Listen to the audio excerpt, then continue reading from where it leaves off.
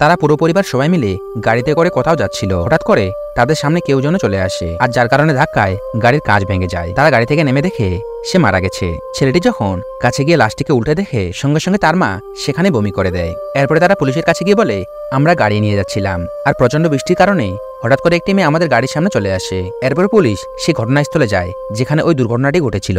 এরপর সেখানে একটি অদ্ভুত লাঠি খুঁজে পায়। এটা দেখে স্থানীয়রা বলে এটা একটি পাগলি বুড়ির লাঠি, আর সে একটি কুড়ে ঘরে থাকতো আর জঙ্গলে থাকা কুকুরদের নিয়ে সেখানে যেত।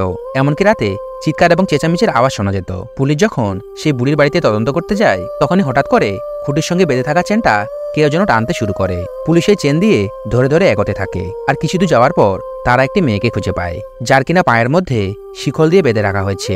পুলিশ যখন সেই শিকলটি খুলতে যায় তখন সে বলে এই পা আমার মাই খুলবে। পুলিশ তাকে জানায় তোমার মা অ্যাক্সিডেন্টে পড়েছে আর এখন তোমাকে হাসপাতালে যেতে হবে।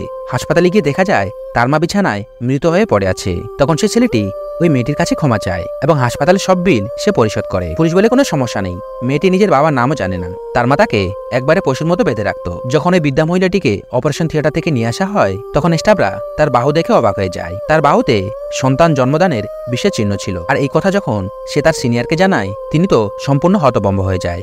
এরপরে কি হলো তো জানবো আমরা পরবর্তী পর্বে। পার্ট 2 জন্য ভিডিওটি লাইক করে চ্যানেলটি সাবস্ক্রাইব করুন।